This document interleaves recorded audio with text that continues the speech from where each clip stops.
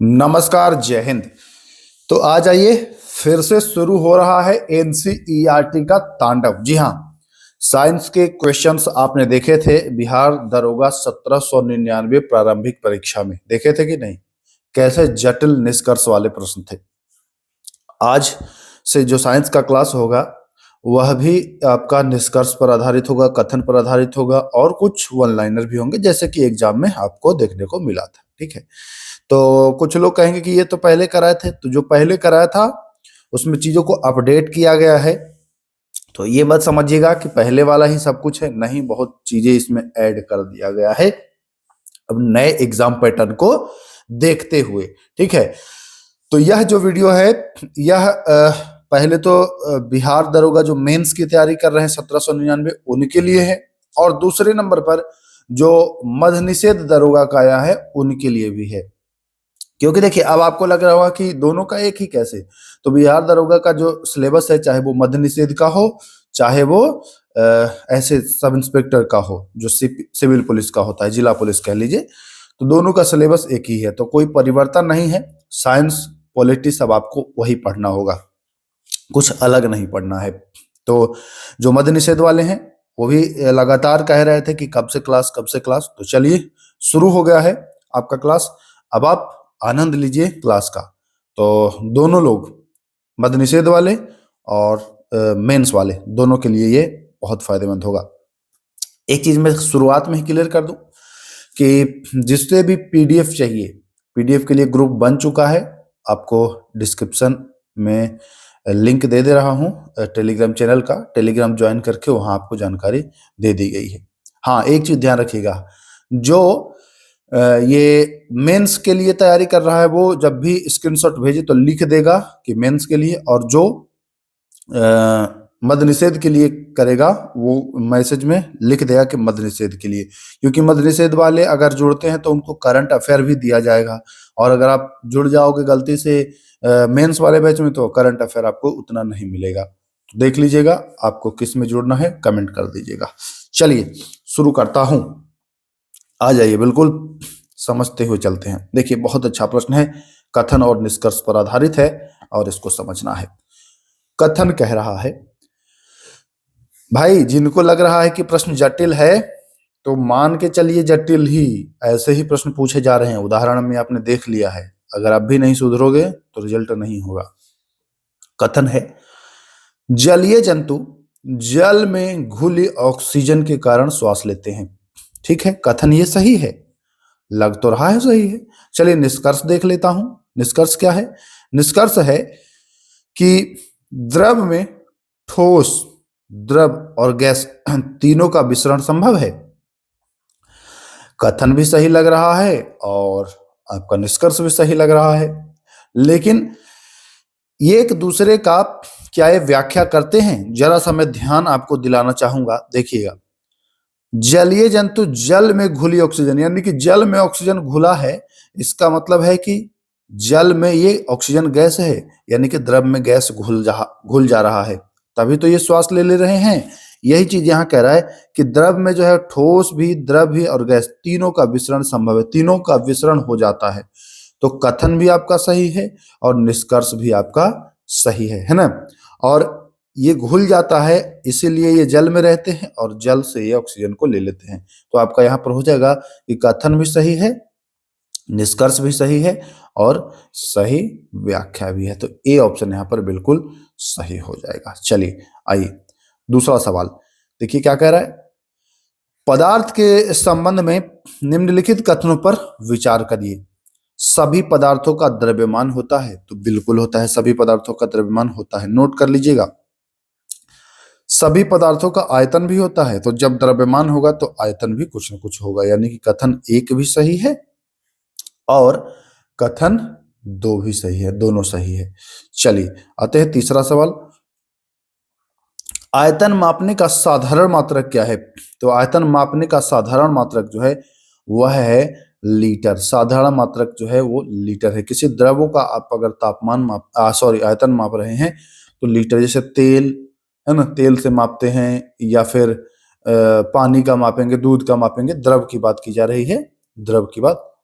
तो क्या हो जाएगा, लीटर हो जाएगा। चलिए आइए अगला प्रश्न कह रहा है पदार्थ के कणों के संबंध में निम्नलिखित कथनों पर विचार करिए। पदार्थ के कणों के बारे में कथन एक है, क्या कह रहा है, पदार्थ के कणों के बीच पर्याप्त रिक्त स्थान नहीं होता है। क्या पदार्थ के जो कण होते हैं उनके बीच रिक्त स्थान नहीं होता है? तो जी नहीं, पदार्थ के कणों के बीच रिक्त स्थान होता है। इसका उदाहरण देख लीजिए, जब किसी पदार्थ को आप गर्म करते हैं तो ये और विचलित होने लगता है और भागने लगता है। रिक्त स्थान इसमें होता है, बहुत होता है रिक्त स्थान। तो ध्यान रखिएगा, पदार्थ के कणों के बीच रिक्त स्थान होता है, लेकिन यहां दे दिया गया है नहीं होता है, यानी कि कथन एक तो गलत है। आइए कथन दो देखता हूं। आइए यहां पर चलिए, पदार्थ के कण निरंतर गतिशील होते रहते हैं। तो जी हाँ, पदार्थ के कण निरंतर गतिशील होते रहते हैं। तो एक गलत है लेकिन दो सही है। तो ध्यान रखिएगा, से विकल्प सही हो जाएगा। चलिए आगे चलते हैं। पदार्थ के कण के संबंध में और एक चीज मैं ये बता दूं, कहेंगे कि सारे प्रश्न ऐसे ही आ रहे हैं, तो मैंने एनसीईआरटी शुरू कर दिया है और यह है जो क्लास है एनसीईआरटी 9th क्लास का अध्याय 1 है। आप जाकर के मिला सकते हैं, किताब होगा तो। बिल्कुल एकदम एनसीईआरटी का ही सब कुछ उठाया है, बाहर से नहीं है कुछ भी। तो चलिए, पदार्थ के कणों के संबंध में निम्नलिखित कथनों पर विचार करिए। एकदम बिल्कुल आपका क्लियर हो जाएगा, जब ऐसे ऐसे प्रश्न आपको मैं दे दूंगा ना तो क्लियर हो जाएगा। पदार्थ के कण पर विचार करना है। देखिए क्या विचार है भैया, आते हैं। कह रहा है पदार्थ के कण निरंतर गतिशील होते रहते हैं, अर्थात उनमें गतिज ऊर्जा होती है। तो अगर आपने पिछला क्वेश्चन देखा है तो मैंने क्या बताया कि पदार्थ के कण निरंतर गतिशील होते रहते हैं, सही है ना। तो देखिए कथन एक तो सही है। आइए, तापमान बढ़ने से कणों की गतिज ऊर्जा कम हो जाती है। तो अगर तापमान बढ़ाएंगे तो कोई कण है, अब इस पर नीचे आग लगाएंगे तो ये गतिज ऊर्जा इसकी अधिक होगी, कमेगी नहीं। यहाँ कह रहा है कि कम होती है। तो कथन एक सही है लेकिन दो गलत है। क्या हो जाएगा यहाँ पर, देखिए कथन एक सही है और कथन दो गलत है। तो यहाँ पर बी ऑप्शन सही हो जाएगा। बिल्कुल आप बने रहिए, आपको इतना मजबूत कर दूंगा एग्जाम को लेकर के ना कि आप कहेंगे कि हाँ, ना कुछ जानते थे लेकिन अब आज सब जानते हैं। एनसीईआरटी में ये पावर है कि आपको जीरो से जो है वो हीरो बना देगा। बस आप बने रहिए हमारे साथ। मैं सबकी तरह भौंकता नहीं हूँ कि एनसीईआरटी देता हूँ और एनसीईआरटी के नाम पर चूना लगा देता हूँ। ये नहीं होता है हमारे यहाँ। जो कहूंगा वही दूंगा, एग्जाम में आपको डायरेक्ट फायदा होगा, ये है। ठीक है, मैं होम्योपैथी वाला काम नहीं करूंगा कि फायदा भी नहीं तो नुकसान भी नहीं, नहीं वो नहीं करना है। फायदा कराना है, नुकसान नहीं कराना है, फायदा कराना है, ये सिस्टम रखता हूं मैं। आइए, जब पदार्थ के कण अपने आप एक दूसरे में समावेशित हो जाते हैं तो ये क्या दर्शाता है, तो पदार्थ के कण, जैसे पदार्थ के ये पानी रखे, ठीक है, ये नमक रखे, तो ये दूसरे में डालिए तो समावेशित हो गए, नहीं हो गए। तो ये दर्शाया कि भैया कणों के बीच आखिर रिक्त स्थान है, तभी तो वो एक दूसरे में समावेशित हो गए। कणों के बीच रिक्त स्थान है। देखिए आपको अगर याद होगा पहला प्रश्न, तो यहां पर देखिएगा, पहला प्रश्न देखिए, पहला नहीं दूसरा भी नहीं है, शायद चौथा है। देखिए, पदार्थ के कणों के बीच पर्याप्त रिक्त स्थान नहीं होता है, तो हमने इसको गलत किया था कि रिक्त स्थान होता है ना। कथन एक इसमें गलत किया था, चौथा में आप अगर देख लीजिए कि रिक्त स्थान होता है और गतिशील होता है। दूसरा तो सही था लेकिन पहला गलत था क्योंकि इसमें नहीं दिया था। ठीक है, तो वही चीज है, अगर आप क्वेश्चन को ठीक से देखते रहेंगे तो सब आपका क्लियर हो जाएगा। तो क्या होता है कि कणों के बीच रिक्त स्थान होता है। ध्यान रखिएगा, पॉइंट सारे देखते जाइएगा एकदम। आइए चलते हैं 7वां प्रश्न। पदार्थ के कणों के बीच आकर्षण बल के संबंध में निम्नलिखित कथनों पर विचार करना है। आइए क्या विचार है भैया, पदार्थ के कणों के बीच आकर्षण बल होता है। हाँ, आकर्षण बल होता है भाई, बिल्कुल आकर्षण बल होता है। क्यों नहीं होगा पदार्थ के कणों के बीच आकर्षण बल? आकर्षण बल होता है तभी तो वो एक दूसरे से बने रहते हैं। यह आकर्षण बल प्रत्येक पदार्थ में समान होता है? तो नहीं, यह आकर्षण बल जो होता है यह प्रत्येक पदार्थ में अलग अलग होगा। क्या लग रहा है आपको, अलग अलग होगा कि समान होगा? तो दोनों में अलग अलग होगा नहीं, तो एक तो सही है लेकिन यहाँ पर दो आपका क्या हो जाएगा, गलत है। तो देख लीजिए, एक सही है दो गलत है। आप बस स्टेटमेंट सुनते जाइए, आपका एकदम सब क्लियर हो जाएगा। एक से दो बार इस वीडियो को देख लेंगे ना तो आप एकदम पहलवान हो जाएंगे। जैसे माता जी बचपन में कैसे कहती थी, बेटा एक कोरा और खा लो पहलवान बन जाओगे, वही हल होगा। एक से दो बार इस वीडियो को देख लीजिए तो बिल्कुल कॉन्सेप्ट आपका क्लियर हो जाएगा। आइए अगला सवाल देखिए क्या कह रहा है। कह रहा है कि गर्म भोजन की सुगंध कई मीटर दूर तक पहुंच जाती है। जैसे आपके घर में कुछ भोजन बन रहा हो, आप घर से थोड़ी दूर पर रहिए, 100 मीटर, 50 मीटर या 40 मीटर, तो वहां भी आपके नाकों में खुशबू पहुंच जाएगी। लेकिन जब ठंडे भोजन की महक है लेना तो हमें भोजन के पास जाना पड़ेगा। इसका कारण क्या है? इसका कारण देखिए, क्या गर्म भोजन हल्का होता है? ऐसा तो कहीं नहीं बताया गर्म भोजन हल्का होगा। गर्म भोजन में कण अधिक होंगे? ये भी जरूरी नहीं है। तापमान अधिक होने से कणों की गति ज्यादा होती है, और ज्यादा गति होती है तो भैया वो विसरण होने लगता है उसका ज्यादा, और विसरण ज्यादा होगा तो वो आप तक पहुंच जाएगा। सी बिल्कुल सही आंसर होगा। चलिए अगला, स्विमिंग पूल में आपने देखा है कि स्विमिंग पूल जो है उसमें गोताखोर जो है पानी को काटते हुए आगे बढ़ता है। यह पदार्थ के किस गुण को दर्शाता है? ये सारे एनसीईआरटी के प्रश्न है, ओरिजिनल प्रश्न है भाई, मानो या ना मानो।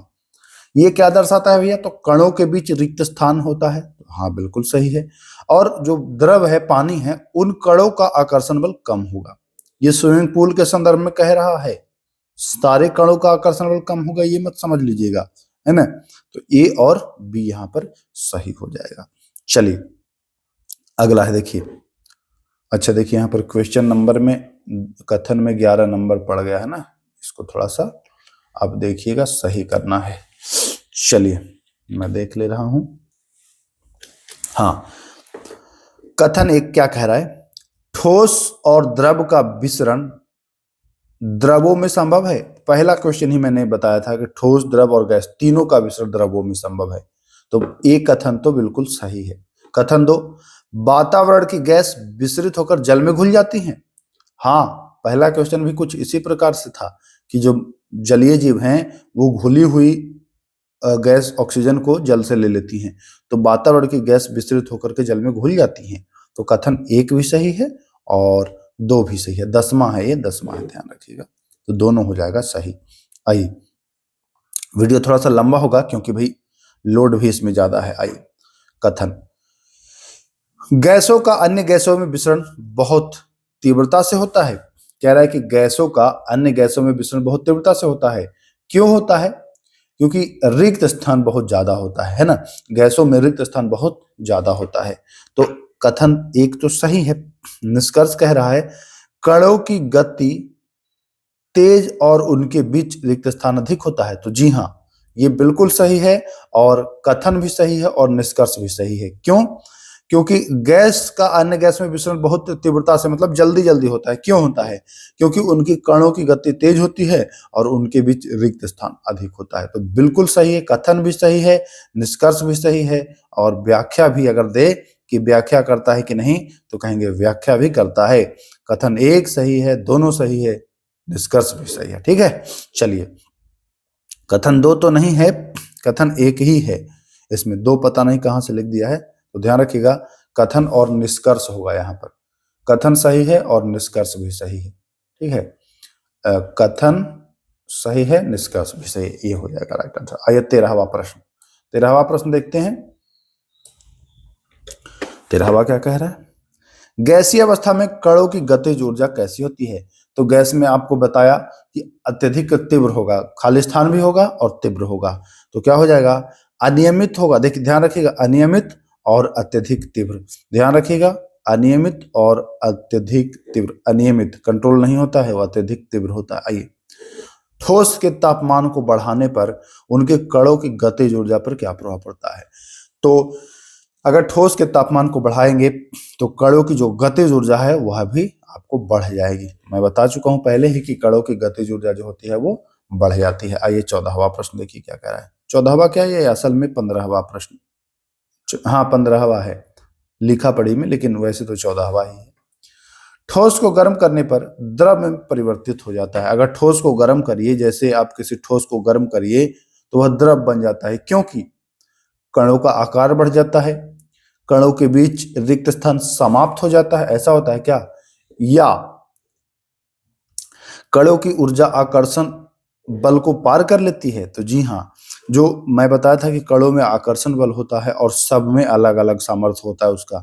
तो जब इसको गर्म करते हैं तो ये दोनों के बीच जो आकर्षण बल है ये कमने लगता है। ठीक है, आकर्षण बल, कणों की जो ऊर्जा होती है ये जो जोड़े हुए है, इस बल से ज्यादा ऊर्जा आ जाएगी, तो ज्यादा ऊर्जा आ जाएगी तो ये भाग जाएगा। जैसे देखिए, आपका आपका कोई हाथ बांध दे, आपका दोनों हाथ कोई बांध दे, ठीक है, एक पतली रस्सी से। अब आप कमजोर हैं तब तो इसको नहीं तोड़ पाएंगे, लेकिन आप में ऊर्जा ज्यादा आ जाएगी तो इसको तो आप आसानी से तोड़ के अलग हो जाएंगे। वही हाल है कणों में। कणों को जब गर्म करते हैं तो ये ऊर्जा इतनी हो जाती है कि इस आकर्षण बल को तोड़ सके, और तोड़ करके ये निकल जाती है। तो सही आंसर क्या हो जाएगा? ठोस को गर्म करने पर द्रव में परिवर्तित होना, क्योंकि भैया ताकत ज्यादा आ गया है, अब वो तोड़ेगा, आकर्षण बल को पार कर जाएगा, या आकर्षण बल पर विजय प्राप्त कर लेगा। ऐसा भी कह सकता है कि आकर्षण बल पर विजय प्राप्त कर लेगा। तो सी आंसर सही हो जाएगा। आइए देखिए, ठोस को गर्म करने पर कण अधिक स्वतंत्र होकर गति करने लगते हैं, क्योंकि अभी बताया कि गर्म करने पर, क्योंकि कणों की ऊर्जा जो है वो आकर्षण बल पर विजय पा लेती है। सेम वही क्वेश्चन है, बस भाषा चेंज किया गया है, लैंग्वेज चेंज किया गया है उसका। अच्छा, लैंग्वेज मतलब कुछ लोग ये मत समझ लेना कि हिंदी और इंग्लिश उसी को केवल लैंग्वेज कहते हैं, ऐसा नहीं है। ठीक है, तो लैंग्वेज का मतलब इसका जो लिखा हुआ है, भाषा है, ठीक, वो भी है। चलिए, गुप्त ऊष्मा के संबंध में निम्नलिखित कथनों पर विचार करिए। गुप्त ऊष्मा के संबंध में जो कथन है उस पर विचार करना है। क्या विचार करना है देखता हूं। कथन एक कह रहा है कि वायुमंडलीय दाब पर 1 kg ठोस को उसके गलनांक पर द्रव में बदलने के लिए आवश्यक ऊर्जा को गुप्त ऊष्मा कहते हैं। तो जी हाँ, बिल्कुल सही है, इसी को कहते हैं। वायुमंडलीय दाब पर 1 kg ठोस को उसके गलनांक पर द्रव में बदलने के लिए आवश्यक जो ऊष्मा होती है उसे। और दूसरा है कि अवस्था परिवर्तन के दौरान तापमान में वृद्धि नहीं होती है, तो ये भी सही है। तो कथन एक और कथन दो, जैसे ध्यान से समझिएगा। जैसे बर्फ रख दीजिए, ठीक है, एक कटोरे में बर्फ रखिए और इस बर्फ को छोड़ेंगे तो ये थोड़े बहुत तापमान से ये पिघलना शुरू होगा। तो बर्फ को छूइए, या जब तक बर्फ पिघल ना जाए उस पिघले हुए पानी को छूइए। बर्फ और पानी, आप जानते हैं कि दोनों का तापमान ये सेम ही रहने वाला है। ठीक है, दोनों का तापमान जो है यह सेम ही रहने वाला है। ठीक ना। एक चीज और, जैसे कि हाँ, थोड़ी देर के बाद भले ही ठंडा हो जाए, लेकिन उस समय क्योंकि देखते हैं कि कुछ बर्फ भी है और वो ठंडा पानी भी है, दोनों का लगभग आप तापमान वही रहेगा, सेम ही रहेगा। एक चीज और ध्यान रखिएगा कि जैसे आप पानी को गर्म करने लगते हैं तो जब 100 डिग्री पर पहुंचेगा तो ये तापमान 100 स्थिर हो जाएगा, और फिर अब ये अवस्था चेंज होने लगेगा, ये द्रव से बनने लगेगा गैस। तो तापमान सेम ही रहेगा 100 डिग्री, लेकिन अवस्था वो चेंज होना शुरू हो जाएगा, द्रव से गैस बनना शुरू हो जाएगा। तो जो तापमान है वह सेम रहता है, कहने का हमारा ये मतलब है। ठीक है, चलिए आइए अगला आते हैं। पदार्थ को एक अवस्था से दूसरी अवस्था में बदला जा सकता है, सर्वोत्तम विकल्प का चयन करना है। यह भी ध्यान रखना है कि सर्वोत्तम विकल्प का चयन करना है। पदार्थ को एक अवस्था से दूसरी अवस्था में, तो तापमान बदलकर तो कर ही सकते हैं। जैसे अगर हम टेम्परेचर बढ़ाएंगे, किसी को टेम्परेचर देंगे तो वो द्रव से गैस बन जाएगा या ठोस से द्रव बन जाएगा। और दाब से भी, दाब बदलकर भी कर सकते हैं, दाब और तापमान दोनों से। जैसे कि आप गैस को बनाना है लिक्विड, तो आप दाब और तापमान दोनों बदलिए तो वो लिक्विड बन जाएगा। तो हो जाएगा 18 का सी, बिल्कुल सर्वोत्तम आंसर हो जाएगा, ध्यान रखिएगा। चलिए 19वां आ जाइए। अमोनियम क्लोराइड का ठोस से सीधे, कोई भी चीज जब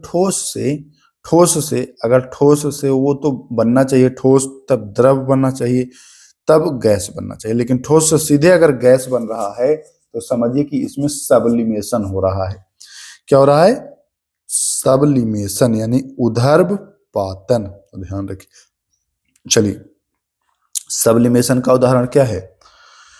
तो कपूर, ठीक है, या अमोनियम क्लोराइड या ठोस कार्बन डाइऑक्साइड, तो ये सभी हो जाएगा। इनको रखिएगा ठोस तो ये द्रव नहीं बनेंगे, ये डायरेक्ट जो है वो गैस बन जाएगा। तो ध्यान रखिएगा, ये सभी सब्लिमेशन का उदाहरण है, उदर उपापन का उदाहरण है। वाष्पीकरण की जो प्रक्रिया है वो सतही प्रक्रिया है। नोट कर लीजिए, वाष्पीकरण की जो प्रक्रिया है वो सतही प्रक्रिया है। चलिए, वाष्पीकरण को प्रभावित करने वाले कारक कौन से हैं? वाष्पीकरण को प्रभावित करने वाले जो कारक हैं वो हैं वायु की गति। देखिए, आप कपड़ा सुखाइए, ठीक है, भिगा करके छत पर रखिए सूखने के लिए। जिस दिन वायु तेज चलते रहेगा, कपड़ा आपका जल्दी सूख जाएगा। तो वायु की गति भी प्रभावित करता है। केवल आर्द्रता, केवल आर्द्रता नहीं, केवल आर्द्रता नहीं, लेकिन आर्द्रता भी प्रभावित करता है। अगर वायु में कम आर्द्रता रहेगा, नमी मतलब कम रहेगा, एक जाड़े के दिन में मान के चलिए धूप ना निकला, एक गर्मी के दिन में धूप ना निकला, यानी कि दोनों में, तो देखिएगा जाड़े में आर्द्रता ज्यादा होता है, तो जाड़े में कपड़ा सूखेगा, रात में कम, गर्मी में रात भर में सूख जाएगा। तो आर्द्रता भी प्रभावित करता है। तो वायु की गति भी, आर्द्रता भी, और तापमान तो जान ही रहे हैं। तो क्या हो जाएगा? सभी हो जाएगा, वायु की गति, आर्द्रता और तापमान। डी हो जाएगा बेहतरीन आंसर।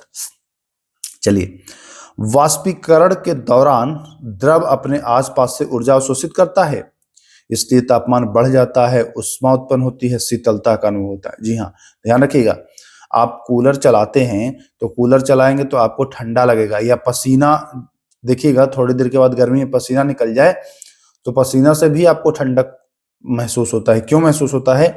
कि वो अपने आसपास की ऊर्जा, जब वहां की ऊर्जा उड़ती है ना, तो जो कण है वो आसपास से लेते हैं एनर्जी। तो जब आसपास से एनर्जी लेंगे तो यहाँ का जो माहौल है वो ठंडा हो जाएगा। जैसे आपके शरीर पर पानी आया, अब ये उड़ेगा, उड़ेगा तो ये ऊर्जा लेकर के भी उड़ गया, ऊर्जा लेकर के उड़ गया ना, तो यही आपको ठंडक लगता है। तो क्या होता है? वाष्पीकरण के दौरान अपने द्रव आसपास से ऊर्जा अवशोषित करता है, इसलिए शीतलता का अनुभव होती है। चलिए, वाष्पीकरण से शीतलता का अनुभव होने का कारण क्या है? तो देख रहे हैं कि कण ऊर्जा का अवशोषण कर रहे थे ना, तो ऊर्जा का अवशोषण, ध्यान रखिएगा। आइए देखिए, बहुत अच्छा प्रश्न है ये 25वां, समझने योग्य है। हाँ, प्लाज्मा के संबंध में निम्नलिखित कथनों पर विचार कीजिए। प्लाज्मा के संबंध में निम्नलिखित कथनों पर विचार करिए। कथन 1, प्लाज्मा आयनीकृत गैस की अवस्था होती है। तो जी बिल्कुल, प्लाज्मा जो है वो आयनीकृत गैस की अवस्था होती है। कथन 1 सही है। इस अवस्था में कणों में न्यूनतम ऊर्जा और कण न्यूनतम उत्तेजित होते हैं। नहीं भाई, प्लाज्मा में ऊर्जा अधिकतम होती है और उत्तेजित भी अधिक होते हैं, ये ध्यान रखिएगा। जैसे सूर्य और तारों में प्रकाश के जो चमक का कारण है वो प्लाज्मा है, तो सूर्य में ऊर्जा कम है क्या? अधिक ऊर्जा है, और गति भी कण अधिक करते रहते हैं। तो दो कथन गलत है, केवल कथन 1 सही है। तो 25 का हो जाएगा क्या? कि कथन 1 सही है तथा कथन 2 गलत है। ठीक है, आइए अब हम आते हैं 25वां का, 26वां प्रश्न है, लिखा पढ़े में तो 26वां ही। आइए अगला, वर्ष 1920 ईस्वी में पदार्थ की 5वीं अवस्था से संबंधित गणनाएं किस वैज्ञानिक ने की थी? तो पदार्थ का देखिए, पहले तो 3 अवस्था पढ़े थे। एक पढ़े थे आप ठोस, फिर एक आपने पढ़ा था द्रव, फिर एक पढ़ा था गैस, चौथा आपने पढ़ लिया प्लाज्मा। प्लाज्मा, इसमें ऊर्जा ज्यादा हो रहा है, ठीक है, प्लाज्मा, प्लाज्मा, ठीक है, प्लाज्मा। और 5वां जो हो जाएगा वो हो जाएगा बोस आइंस्टीन कंडेंसेट, है ना, बीईसी। तो ये 5 हो गया। तो ये 5वीं जो अवस्था है बोस आइंस्टीन कंडेंसेट, तो इसमें बोस का नाम आएगा और आइंस्टीन का नाम आएगा, है ना, बोस और आइंस्टीन का नाम आएगा। तो इन्हीं दोनों ने किया था, लेकिन 1920 में इनकी गणनाएं की गई थी, सत्येंद्रनाथ बोस के द्वारा की गई थी, ध्यान रखिएगा। आइए देखिए, प्लाज्मा जहां अत्यधिक गर्म होगा, बोस आइंस्टीन कंडेंसेट ठंडा होगा, उसका विपरीत होगा। बोस आइंस्टीन संघनन प्राप्त किया जा सकता है। तो कैसे प्राप्त किया जा सकता है? अत्यंत कम तापमान पर बहुत कम घनत्व वाली गैसों को, मतलब कि वायु से 1,00,000वें भाग जितने कम घनत्व वाले गैस को ठंडा करेंगे अत्यंत कम ताप पर, तो आपका प्राप्त होगा बोस आइंस्टीन कंडेंसेट। मतलब सीधा सा आपको समझ लेना है कि अत्यंत कम तापमान पर बहुत कम घनत्व वाली गैस को अगर आप ठंडा करते हैं तो ये बन जाता है बोस आइंस्टीन कंडेंसेट। ठीक है, चलिए नीचे दिए गए राशियों को उनके मात्रक से सुमेलित करिए। तापमान, जी हाँ, अब ये बताइए तापमान का जो मात्रक है वो क्या होगा, तो बताएंगे केल्विन। तो पहले तो हो जाएगा केल्विन। आयतन का क्या होगा, तो आयतन का होगा घन मीटर। ठीक है, और घनत्व का क्या होगा, तो घनत्व का डेंसिटी हो जाएगा ना, तो डेंसिटी का हो जाएगा आपका घन मीटर ही प्रति किलोग्राम प्रति घन मीटर, और जो है द्रव्यमान का हो जाएगा 1 केजी हो जाएगा, केजी। तो देखता हूं कोई है ऐसा विकल्प। केल्विन घन मीटर, केजी घन मीटर। हाँ, तो हमें लग रहा है कि पहला आंसर जो है वो सही हो जाएगा। एक बार फिर से मिला लेता हूं।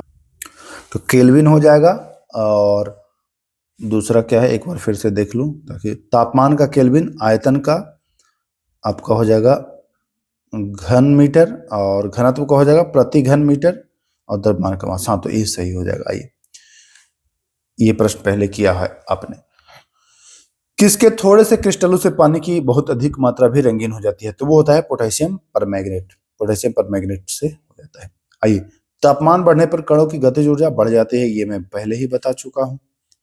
दो विभिन्न पदार्थों के कणों का स्वतः मिलना कहलाता है, तो ये विसरण कहलाएगा। दो विभिन्न पदार्थों के कण अगर स्वतः मिलते हैं तो ये उदाहरण है विसरण का। ठीक ना, विसरण का। आइए, गर्म करने पर विसरण क्या होता है, आपको बताया था कि गर्म खाना विसरित होकर आपको दूर तक पहुंच जाती है, नाक तक। तो गर्म करने पर विसरण जो है वो तेज हो जाता है। ठीक है, द्रवों के संबंध में सही कथन कौन सा है, द्रव के संबंध में। आइए, ये प्रश्न आया था, आप पूछा था कि इनमें से किसका आकार निश्चित होगा और आयतन बदलेगा, तो ऐसे प्रश्न पूछा था, ध्यान रखिएगा।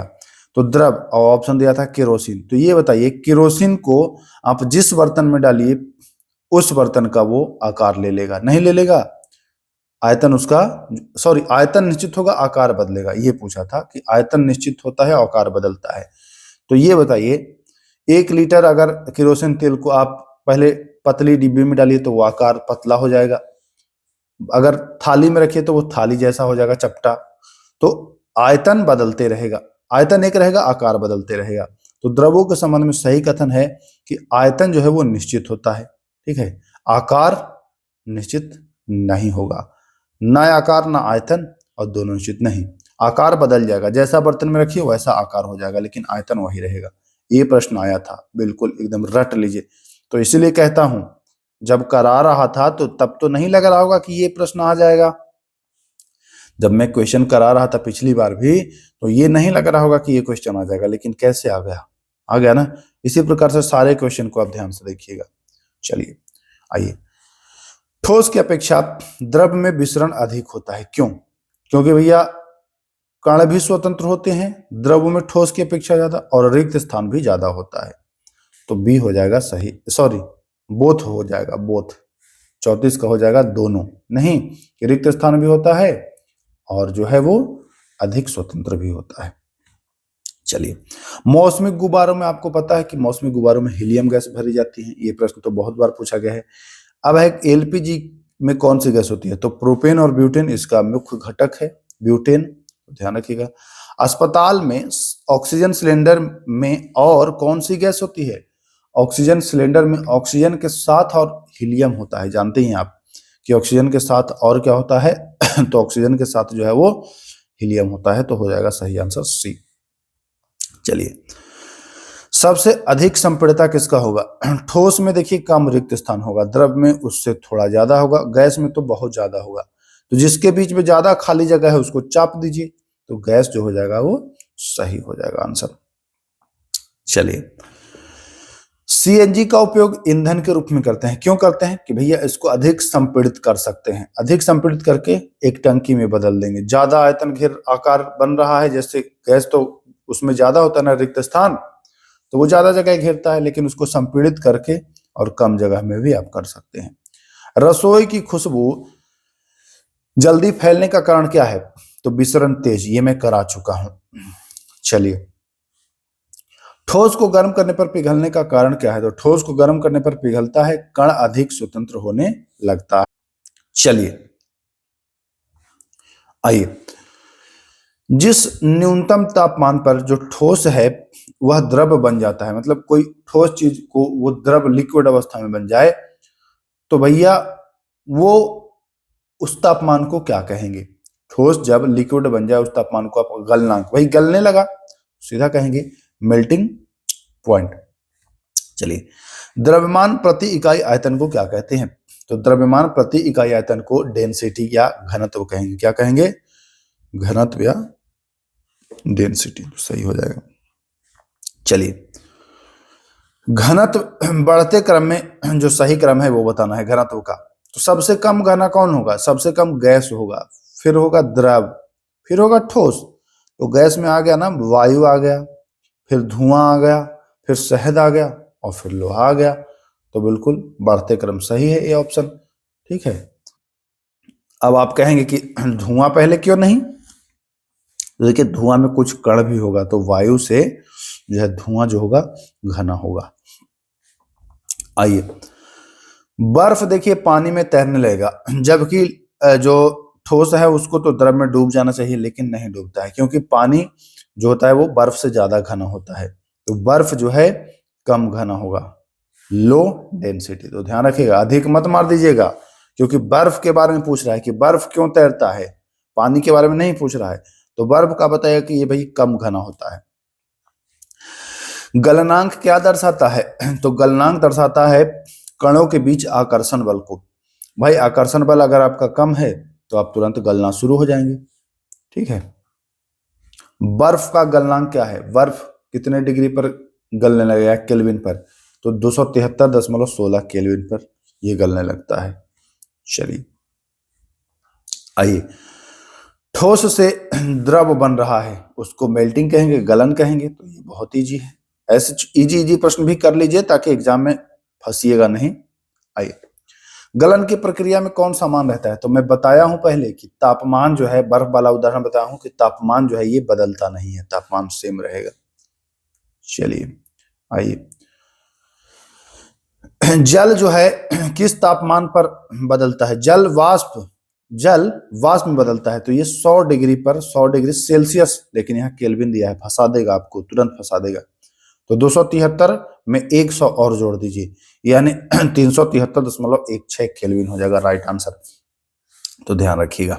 चलिए, संकलन की गुप्त ऊष्मा क्या है? तो अवस्था परिवर्तन की ऊष्मा ही गुप्त ऊष्मा कहलाती है। जैसे आप देख रहे हैं कि ठोस से जो है वो गैस बन जा रहा है, या आप देखिए कि 100 डिग्री पर वाष्प जल उबलने लगेगा, तो उस जल में हाथ उतना नहीं जलेगा, और वाष्प को छू दीजिए तो ज्यादा हाथ जल जाएगा, पक जाएगा हाथ।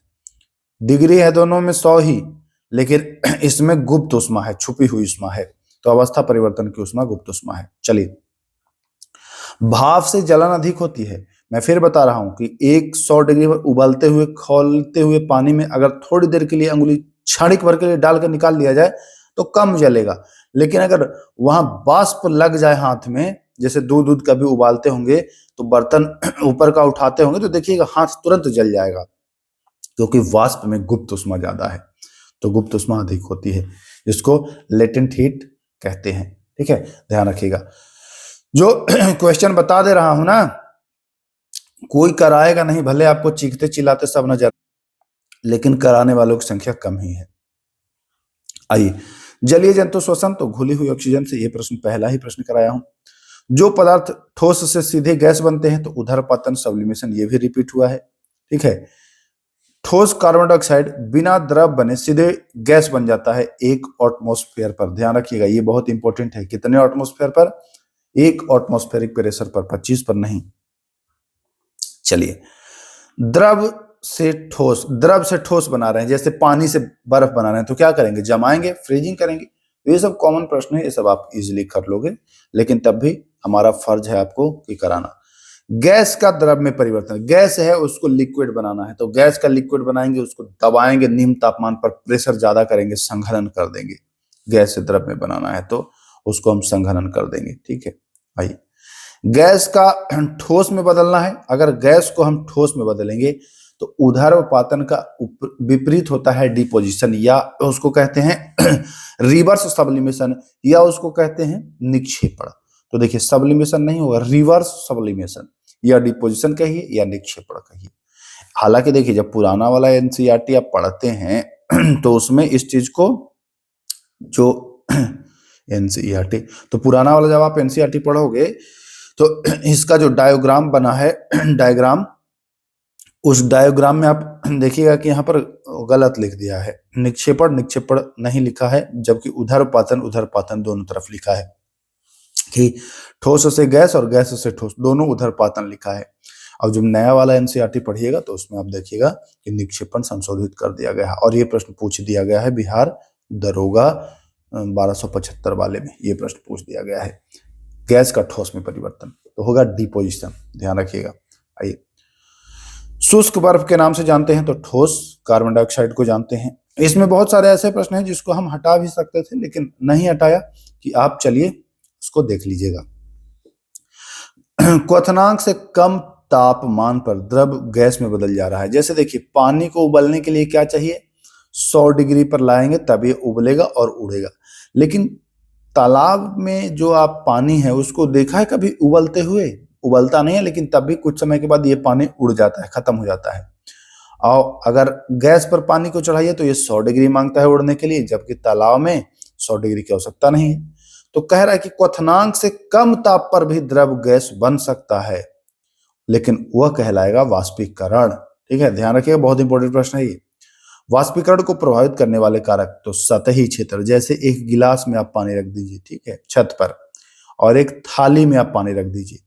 आप देखिएगा शाम तक कि थाली वाला पानी गायब हो गया लेकिन गिलास वाला पानी बचा हुआ है। पानी की मात्रा दोनों में सेम थी तब भी। क्यों? क्योंकि इसका जो सरफेस एरिया है, सतह है, ये ज्यादा है।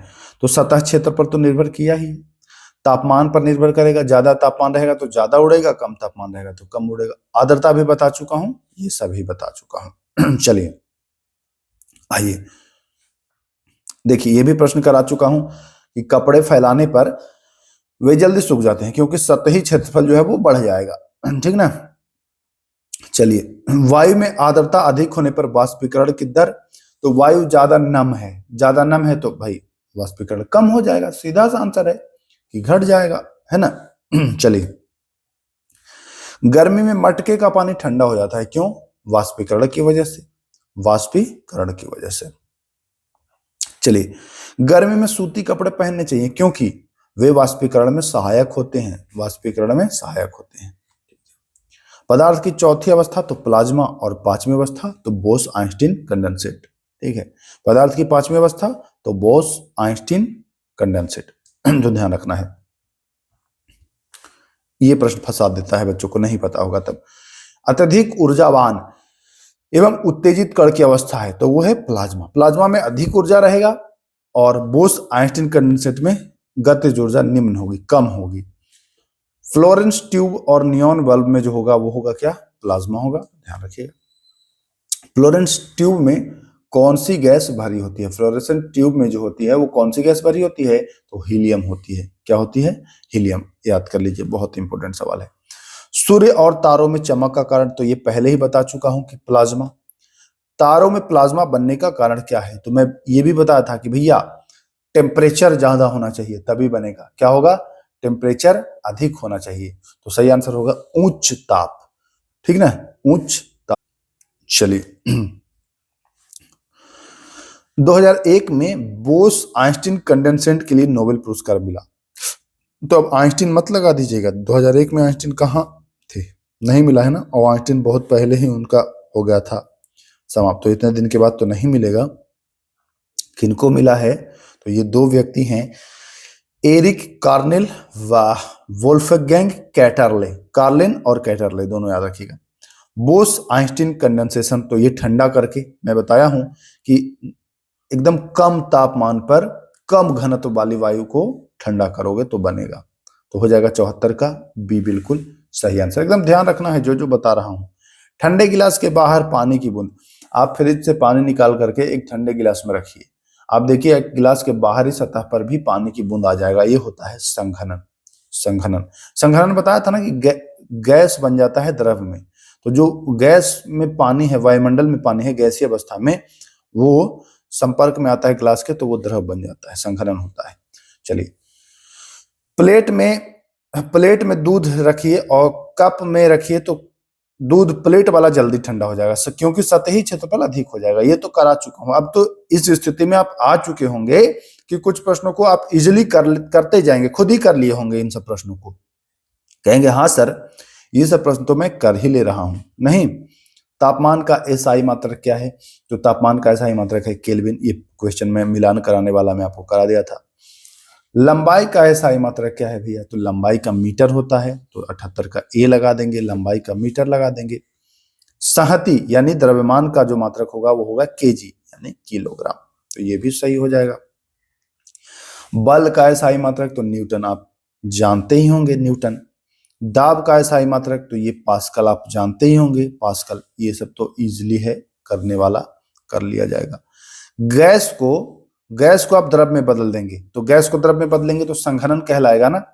लेकिन इसका जो सटीक आंसर होगा, वैसे तो तापमान कमेगा तो वो संघनन हो ही जाएगा।